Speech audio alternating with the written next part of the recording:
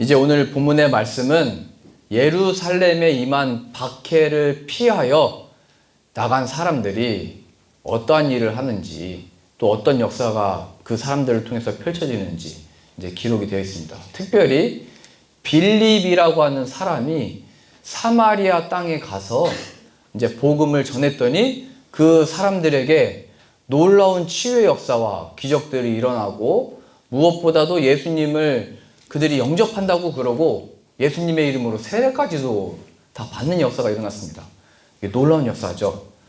우리가 이 빌립의 입장에서 보자면 그는 스데반과 함께 예루살렘 교회의 일꾼으로 세움을 받았던, 스데반 다음에 빌립이 등장하거든요.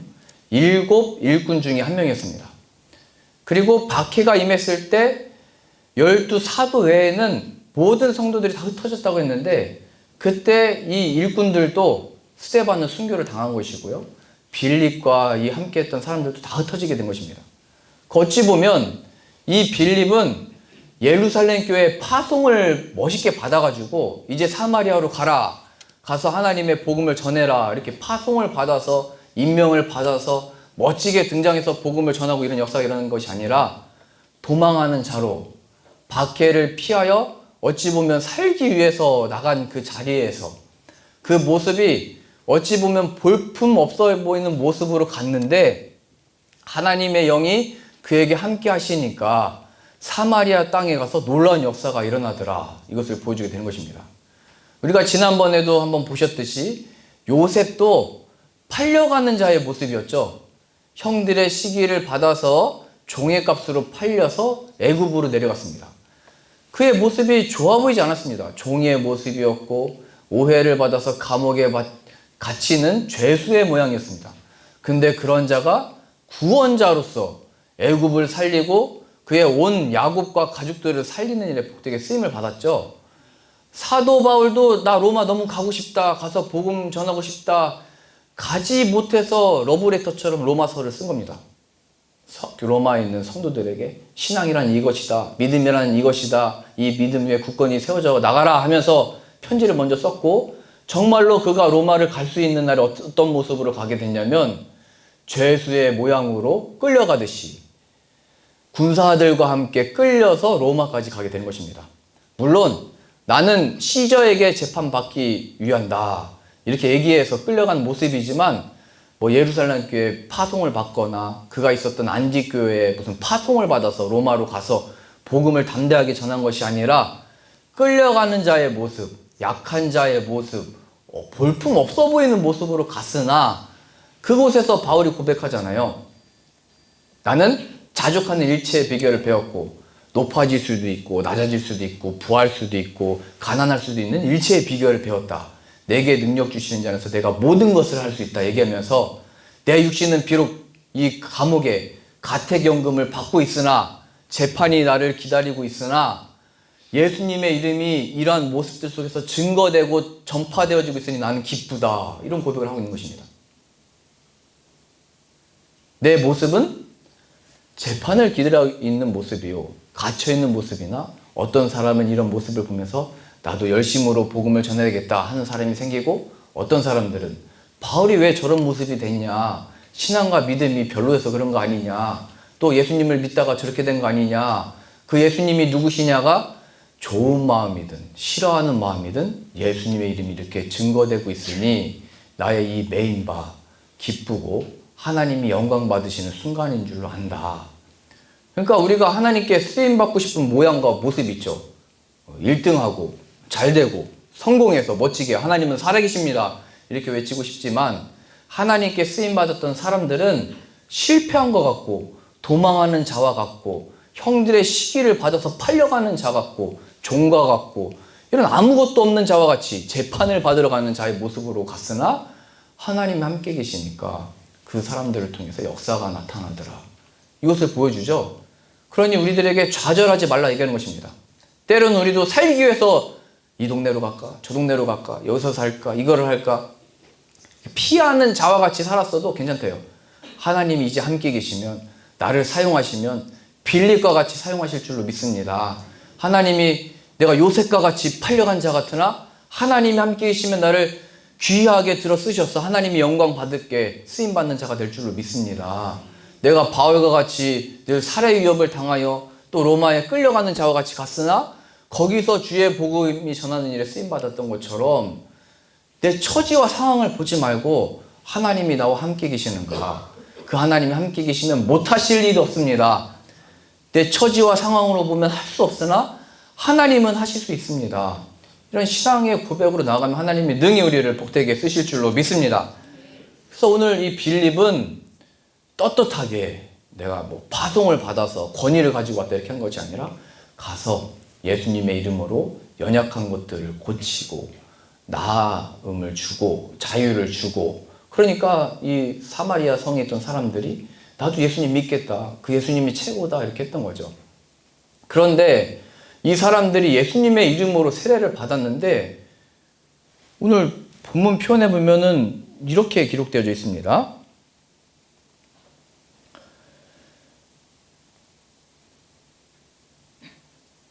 16절인데요.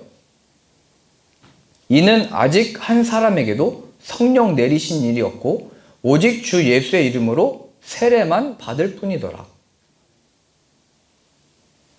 세례는 다 받고 나도 예수님을 믿겠습니다 다 고백했는데 성령을 한 사람도 못 받았답니다. 신약에 약속되어진 복은 성령님이 우리 안에 들어오신 것입니다.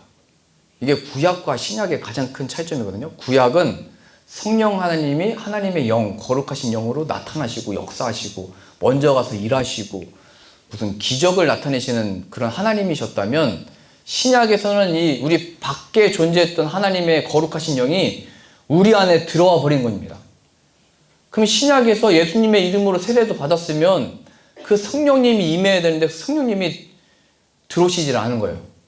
다시 말하면 성령님이 없는 상태에서도 신앙생활의 모습을 지닐 수도 있고 세례를 받은 모습들이 나타날 수도 있고, 다시 말하면 교회도 성령 없이도 그냥 나 신앙이 있는 것처럼 착각 속에서 살아갈 수 있다는 것을 보여줍니다. 성령을 받는 것이 하나님의 역사의 시작이요, 말씀을 깨닫게 되는 시작이고 하나님의 구원이 임하는 증거가 되고 거기서 확신을 얻게 되는 것입니다. 하나님의 놀라운 역사를 이제 눈으로 보던 것에서 지금 빌립이어서 다 고쳤잖아요. 중풍병자도 고치고 못 걷는 자도 걷게 하고. 그러니까 사람들의 이 신앙과 믿음이 뭐냐면 예수님에게 능력이 있으니까 빌립의 말만 들으면 되겠구나 이렇게 생각했던 것입니다. 이런 신앙과 그냥 믿음이었던 거예요. 그래서 그 앞에 누가 또 표현되어 있냐면 시몬이라고 하는 마술사가 있었는데 그 사람이 많은 기적을 행하니까 이것은 크신 하나님의 능력이라고 사람들이 다 고백을 했어요. 그러니까 예수님도 상관없고 하나님도 상관없이 그냥 마술을 행했더니 야 이건 하나님의 능력이 그에게 임한 것이다. 하나님이 하시는 역사와 일을 다 속았던 거죠. 그런데 이 시몬보다 더 큰 능력을 빌립이 행하니까 빌립이 진짜인가 보다 하면서 세례까지도 다 받은 것입니다. 근데 아직은 그들에게 하나님의 영이 임한 것도 아니고 그의 마음이 회개의 변화가 일어난 것도 아니고 그냥 빌립의 말을 따라서 그게 좋은 거니까 이런 역사도 일어났으니까 나도 그걸 믿어야 되겠다, 이런 겉신앙과 겉믿음만을 갖게 된 것입니다. 그랬을 때 예루살렘 교회에서 이 소식을 들은 사도들이 베드로와 요한을 사마리아 땅으로 보내서 안수를 행하게 하고 그 안수를 받을 때 성령님이 그들에게 임하면서 진정한 구원이 이루어지게 되고 진리의 말씀을 깨닫고 진리로 자유를 얻으며 하나님의 영광과 구원의 확신과 이 능력을 힘있게 되어진 것입니다. 여기서도 빌립으로 보자면 내가 지금까지 쉽게 지금 시대로 말하면 이 사마리아 땅, 보지도 않던 땅을 내가 가서 전도해가지고 성도들이 생겼고 지금 이제 교회가 생기게 된 것인데 성령님의 역사가 하나도 안 임했잖아요. 그러면 사도들이 온다고 했을 때 오지 마시라고, 내가 씨를 뿌리고 이제 내가 거둘 테니까 내가 때가 되면 성령 다 받을 거니까 기다리라고, 그 영광을 자신이 취하고 싶기도 했겠죠. 내가 지금까지 이렇게 열심으로 수고하고 아무도 안 보던 그 땅에 가서 정말 말씀의 예언과 같이 사마리아 땅, 보지도 않던 땅, 저들은 구원받을 백성도 아니라고 했던 그 땅까지 가서 그 선교제에 가서 복음을 전했더니 사람들이 세례까지도 받았는데 그 마지막 성령만 받으면 되는데 그걸 못 받아가지고 그럼 내가 더 기도해 보겠습니다. 내가 더 열심히 해보겠습니다. 그런데 성령에 충만했던 빌립은 그렇게 하지 않고 그 영광의 자리를 사도들에게 내주고 사도들이 안수하여 하나님의 성령이 임하게 된 것입니다. 이 말은 베드로에게 자리를 내줬다, 그 다음에 요한에게 높은 자리를 내줬다 이런 말이 아니라 성령 받는 일은 하나님이 하시는 일이요 하나님의 역사 속에 있다는 것을 그도 시인하는 것이고 고백하는 것입니다.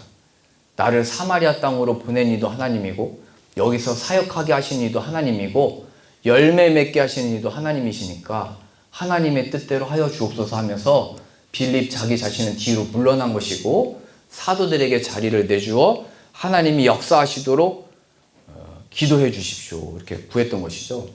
이게 성령을 받은 자들의 모습인 것입니다. 이게 없으면 어떤 말을 하냐면요, 내가 지금까지 어떻게 했는데 이 말이 나오는 겁니다. 내가 교회에서 지금까지 어떻게 해왔는데, 우리 집에서도 싸울 때 그 얘기 하잖아요. 당신 내가 지금까지 어떻게 했는지 몰라? 알아 몰라 하면서 알면은 뭘 알아 얘기하고 모르면 아직도 몰라 이러고 싸우잖아요. 그러니까 내가 지금까지 한 걸로 인해서 내 의와 내가 한 열심과 내가 한 게 있기 때문에 화를 난 내도 돼 당당하게 이렇게 나가는 거죠. 자신 영광을 취하려고 하는 겁니다. 나로 나되게 한 것도 하나님의 은혜요, 사역을 하게 한 것도 은혜요, 되는 것도 안 되는 것도 하나님 은혜에 속한 거니까 하나님이 일하십시오, 하나님이 영광 받아주십시오. 그 자리에는 모든 것이 하나님의 은혜로서 마무리가 되는 것입니다. 그렇지 않고 이게 마귀가 하는 일이거든요. 내가 내 영광을 취하고 내가 한 거 왜 아무도 안 알아주냐고, 내가 어떤 사람인지 모르냐고, 내가 얼마나 다 이렇게 지키고 애쓰고 기도한 거 다 모르냐고. 이게 이미 시험에 든 것입니다. 하나님을 바라보지 못하는 상태, 하나님을 기억하지 못하는 상태, 이게 시험에 든 거죠. 그런데 성령의 충만함을 받았던 빌립은 그 자리에서 물러나 하나님이 영광 받으시도록 하나님이 일하시도록 내준 겁니다. 내가 가르쳐서 내가 잘해서 내가 양육해서 열매 맺게 된 것이 아니라 열매는 하나님이 맺게 하시는 것입니다. 나는 다만 하나님의 보냄을 받아서 쓰임 받았을 뿐입니다. 예수님이 말씀하셨죠. 너희는 이렇게 고백해라. 나는 무익한 종입니다. 나를 사용해 주신 것 감사할 뿐입니다. 하나님의 선교에 동참케 해주시니 감사합니다. 그때 하나님의 역사가 일어나는 것입니다. 그 순간에 내가 그 자리를 차지하고 그 영광을 내가 다 얻으려고 하고, 그 축구 선수들도 보세요. 공격수가 골을 눌리면 키퍼로부터 시작해서 수비수가, 미드필더가 그 앞에까지 공을 차줘야 키퍼가 공을 넣는 거잖아요. 근데 골을 넣고서 항상 자기 자신이 다 넣은 것처럼 자신이 영광 받으려고 혼자서 어떻게 골을 넣겠어요. 구약 성경에도 이게 나와 있습니다. 다윗의 장군들이 가서 전쟁할 때, 성을 점령할 때 어떻게 하냐면요, 그 성을 그 장군들이 다 점령해서 깃발을 꽂는 게 아니라 다 점령하고 마지막 그 문을 열기 전에 우리가 승리했다를 외치기 전에 다윗을 부릅니다. 다윗을 불러서 이 성의 점령이 다윗 왕이 와서 점령을 했다라고 그 백성들과 온 이스라엘 백성들에게 알려줍니다. 그러니까 다 열심은 장군들이 했는데 왜 영광을 다윗이 취해가냐? 그게 종의 멋진 모습이라는 거예요. 자신의 왕에게 영광 돌리는 것. 우리를 지으신 하나님께 모든 영광 돌리는 것. 그게 우리의 역할이라는 거예요. 우리가 영광 취하려고 하면 거기서 시험 드는 거죠. 내가 지금까지 이렇게 애쓰고 내가 지금까지 열심히 하고 나만 이렇게 지켜왔는데 왜 안 알아주고 내가 어떤 사람인지 아냐고 이렇게 싸우는 거잖아요. 빌립은 그런데 성령의 충만함을 받으니까 난 이미 하나님의 기업, 영광, 역사를 이미 받은 자입니다. 이미 이 상급과 복을 받은 자입니다. 그러니까 뒤로 물러날 수도 있고 또 앞에 서서 복음을 전할 수도 있고, 그게 자신의 역할을 한 것입니다. 하나님보다 앞서지 않는 이 역사.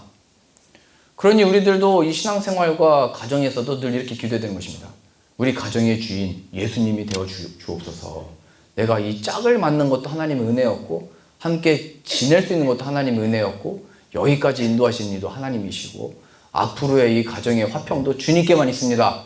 살아보니까 내가 지킬 능력도 없고 결혼할 때 약속했던 평생 뭘 어떻게 하겠다, 그 약속 지킬 능력이 없다는 것을 점점 발견합니다. 사실은 남자가 변해서 잘하는 거는 약해져서 잘하는 겁니다. 물론 여성이 강해져서 그런 것도 있지만 그런 호르몬의 변화로 인해서 변하는 게 아니라 하나님이 원하시는 것은 나를 인정하고 나를 시인하고 나를 고백해라. 이 만남을 허락한 것도 하나님의 은혜고 이 가정의 주인도 나고 내 안에서 참된 열매가 있는 것이고 내가 자녀도 준 것이고 자녀를 인도하시는 것도 하나님입니다. 하나님의 뜻대로 역사하여 주옵소서. 이게 없으면 늘 속회 모임 가거나 누구 만나면 야 내가 이렇게 해서 이렇게 잘 됐다. 내가 얼마나 이렇게 기도했는 줄 아냐. 기도할 수 있어서 감사했습니다. 이렇게 겸손하게 얘기해야 되죠. 하나님이 기도할 수 있는 그때 시간과 지혜로운 마음을 주셔서 하나님께 그렇게 쓰임받을 수 있어서 너무 좋습니다. 내 자녀들과 후손들이 너무 잘 된 건 너무 좋은데요. 그거 다 하나님의 은혜입니다. 나의 나된 것은 주님의 은혜입니다. 이 모든 일들은 예수님이 죽음에서 부활하심이 무엇인지를 나타내기 위해서 자격 없는 나를 사용하셔서 이런 일들을 이루셨으니 나는 너무 놀랐습니다. 하나님의 이름을 찬양합니다. 이렇게 하나님께 영광을 돌릴 때 하나님의 놀라운 이런 역사가 임하게 되는 것입니다. 모든 문제든 모든 것, 뭐 일터든 사업장이든 누가 상 주려고 할 때 지금도 전도상 받을 사람 얘기하라고 해서 일단은 보냈습니다. 왜냐면 일단 상을 준다고 하면 상은 받고 근데 교회에서는 안 하려고 합니다. 왜냐면 그러면은 너희 상을 이미 받았으니까 난 안 준다 말씀하셨거든요. 받으실래요? 안 받으실래요? 이미 3명 이상 전도하신 분이 3명 있어가지고 다 올렸어요. 근데 하나님이 너 이 땅에서 상 받으면 나에게는 상이 없다 말씀하셨거든요. 그래서 저도 간증을 10분의 1밖에 안 하는 겁니다. 여기 와가지고. 많이 한 것 같지만. 왜냐면 그거 다 말하면은 제 상이 다 없어진 겁니다. 하나님과 저의 은밀한 교제고 저는 이미 성령을 받았기 때문에 더 이상 뭐 자랑할 것도 없고 물러날 때 물러나는 거고 나갈 때 나가는 것이고 누가 칭찬하면 그것 때문에 제가 머무는 사람도 아니고 누가 비난하면 물러갈 사람도 아니고 그렇다고 고집이 세다는 얘기가 아닙니다. 하나님의 명하신 대로 나아가기도 하고 멈춰서는 사람입니다. 그게 빌립이라는 거예요. 하나님이 사도들도 보지 않았던 땅, 그 땅에 가게 됐으면 그리고 이렇게 많은 사람들이 세례까지 받았으면 자기 주장을 할 수가 있잖아요. 내가 여기 지분이 있다 얘기할 수도 있잖아요. 근데 하나도 그걸 얘기 안 한 거예요. 그랬더니 하나님의 역사대로 성령님이 임하시더라. 그러냐 하나님께 기도할 때도 이렇게 하는 거예요. 하나님 내가 지금까지 수년 동안 어떻게 기도하는지 아시죠? 이렇게 따지면 안 되는 겁니다. 하나님 이제 그동안 기도의 마음을 주셔서 있는 힘 없는 힘 다해서 기도했습니다. 그러나 제 마음 아시죠? 하나님의 뜻대로 은혜 베풀어 주옵소서. 우리가 다 그런 태도로 나가야 되는 것입니다. 오늘 새벽에도 나왔는데요. 가난 여인이 예수님께 와가지고 다윗의 자손이여 내 딸이 귀신 들렸습니다. 은혜 베풀어 주십시오. 외쳤습니다. 그랬더니 제자들이 너무 그 듣기가 힘들어가지고 저 여자 좀 어떻게 해주십시오. 왜 아무 말씀도 안 하십니까?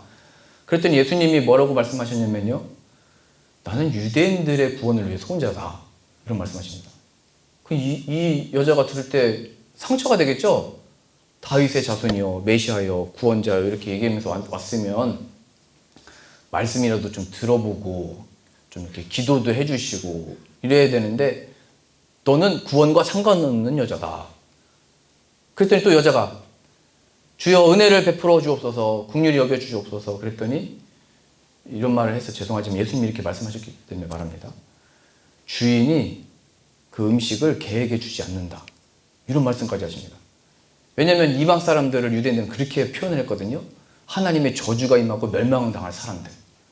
이런 얘기까지 들었으면 여자가 막 화가 나서 막 예수님한테 욕을 할 것 같죠. 저주할 것 같죠. 근데 그 여자가 뭐라고 얘기했냐면요. 옳습니다. 그러나 그 강아지들도 주인이 먹던 상에서 떨어진 부스러기를 주워 먹지 않습니까? 나를 불쌍히 여겨주십시오. 그랬더니 예수님이 이 큰 믿음이다 말씀하시면서 그 역사를 나타내십니다. 딸의 그 병을 고쳐주십니다. 그러니까 우리는 하나님 앞에 따지듯이 하나님 왜 나를 이렇게 대우하십니까? 내가 지금까지 이렇게 다윗의 자손이요. 또 은혜를 구하고 하나님 앞에 내가 어떻게 했는지 다 아시면서도 내 상황과 처지는 왜 그런 겁니까? 이렇게 따지면 안 되는 겁니다. 하나님 옳습니다. 하나님은 항상 옳으시고 하나님께서 행하신 일이 있는 줄로 믿습니다. 다만 나를 불쌍히 여겨주시고 긍휼히 여겨주시고 이 상황 가운데 하나님 함께하여 주옵소서. 하나님이 함께 계시면 만족합니다. 그럼 그때 예수님이 그 믿음을 보시고, 이게 하나님을 시인하는 거거든요. 인정하는 거거든요. 스스로에게도 하나님을 입으로 시인하여 인정하는 것이고, 세상 가운데서도 하나님이 나타나도록 어떤 분이신지를 어디 나가서 전도한다 이런 것과 상관없이 그 예수님이 어떤 분이신지가 우리의 입술을 통하여 삶을 통하여 고백되어진 것입니다. 옳습니다. 나는 죄인입니다. 그 은혜 받기에 합당한 존재가 아닙니다. 은혜라는 것 자체가 그걸 받을 만한 자격이나 조건이 없는데 받았다. 그게 은혜입니다.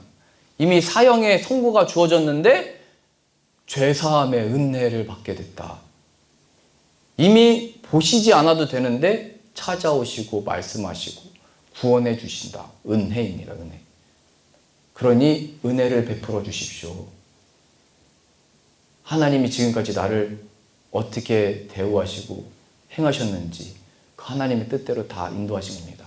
그러나 나를 이제 불쌍히 여겨주시고 긍휼히 여겨주셔서 하나님이 약속하신 은혜로 충만케 하여 주옵소서. 그렇게 나아가야 되는 거죠. 그때 하나님의 역사가 놀랍게 임하는 것입니다. 이것이 구약의 다른 인물은 야곱입니다. 야곱이 형의 장자권도 빼앗고 축복권도 다 뺏어가지고 속여서 뺏었잖아요. 그래가지고 도망갔다가 다시 돌아왔을 때 보니까 자신의 형이 400명의 군사를 세워놓고 기다리고 있었던 거죠. 그때 야곱이 그 모습을 보면서 너무나 무서웠습니다. 그래서 자신이 부자가 돼서 돌아왔는데 자신의 재산을 세 부류로 나눠서 한 떼를 보내고 두 떼를 보내고, 그러면서 뭐라고 얘기하라고 했냐면요, 이거 다 에서, 당신 나의 주인 에서 겁니다 해서 재물을 먼저 보냈습니다. 그 물질로 마음을 풀어보려고 한 거죠. 근데 에서가 아무 말도 안 해요.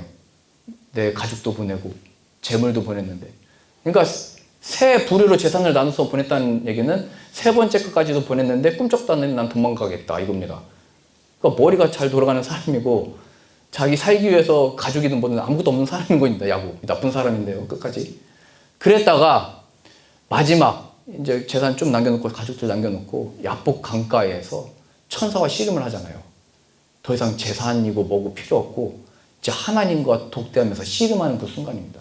그때 그 씨름이 뭐냐면 나 하나님의 은혜가 필요합니다 이겁니다. 나 은혜 내려주지 않으면, 복 주시지 않으면 안 보낼 겁니다. 살려주십시오. 그러면서 그 천사가 야곱의 환도뼈를 치거든요. 고관절입니다. 그 굉장히 조심해야 됩니다. 고관절 그게 이제 목숨하고 연관되어 있고 그거 다치면 걷지도 못합니다. 그래서 그때부터 야곱이 고관절이 나가가지고 절뚝거리면서 걷기 시작을 했고 장애를 입게 됩니다.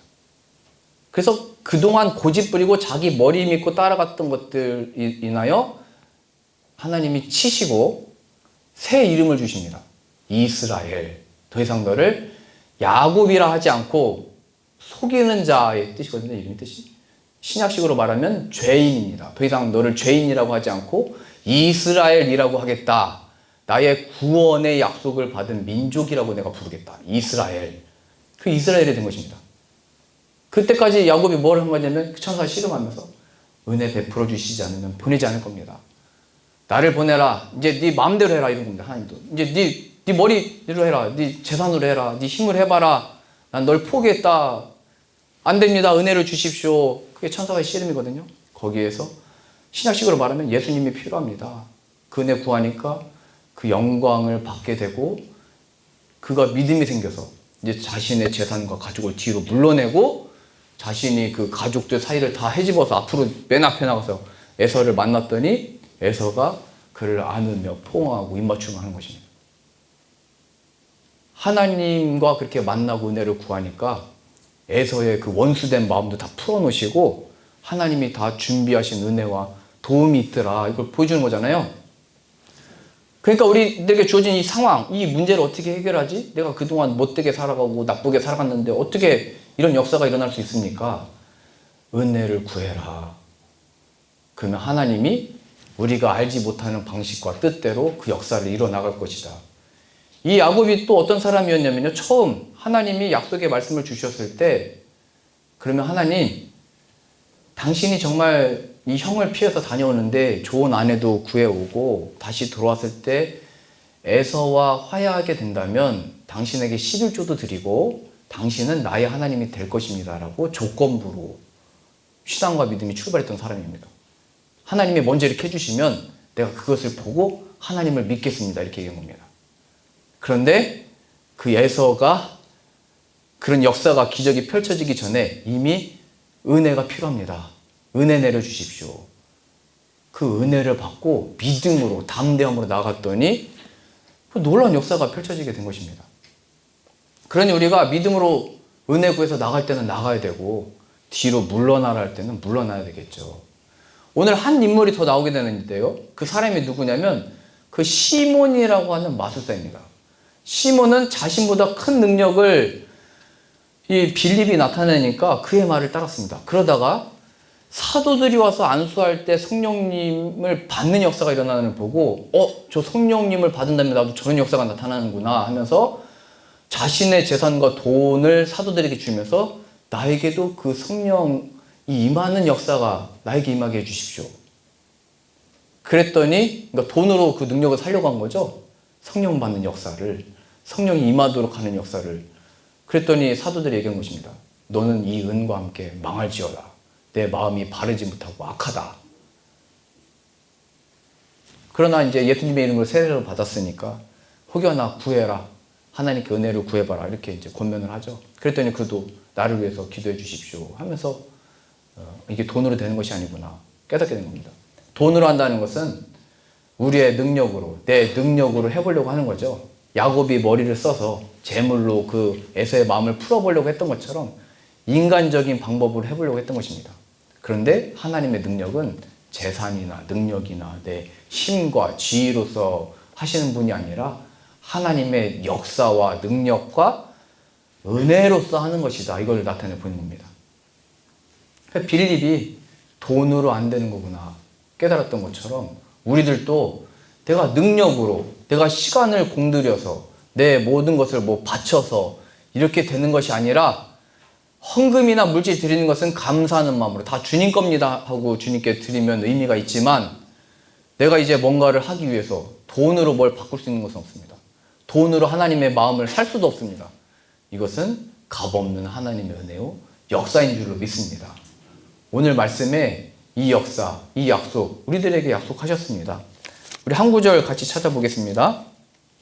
누가복음 11장 9절입니다. 이 돈으로 구할 수도 없고 우리의 어떤 능력으로 구할 수 없으면 어떻게 해야 되냐? 어떻게 구해야 되나? 예수님이 이렇게 말씀하셨습니다. 누가복음 11장 9절입니다.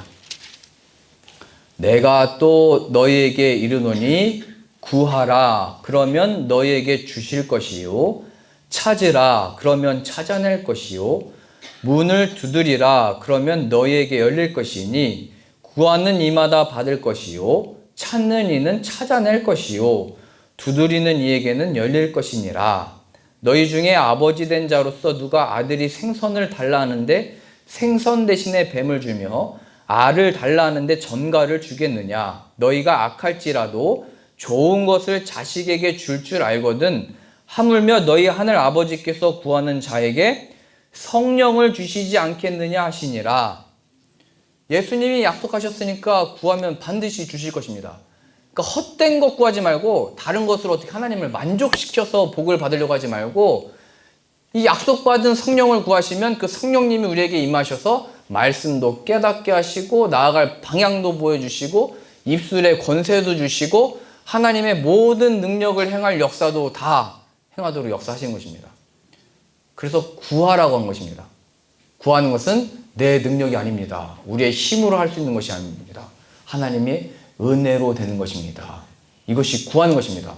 내가 구했으니까 받았다 이렇게 자랑하러 주신 게 아니라 구한다는 것 자체가 우리는 할 수 없으니 은혜 베풀어 주옵소서. 긍휼히 여겨 주옵소서. 어느 자리까지요? 너는 이 은혜와 상관없는 자다. 그 말을 듣는 처지가 주어져도 옳습니다. 나는 그 은혜 받기에 합당하지 않습니다. 그러나 나에게 그 은혜가 필요하오니 예수님을 보내주신 줄로 믿습니다. 예수님을 믿는 믿음을 더하여 주옵시고 이 성령을 부어주시고 성령의 충만함을 받게 하여 주셔서 하나님을 향한 이 구원이 얼마나 놀랍고 크고 신비하고 위대한 것인지를 깨닫고 성령 받은 것으로 이 인생을 살아갈 때마다 승리하게 하여 주옵소서. 구하고 얻고 누리는 저 여러분들 다 되실 수 있기를 소망합니다.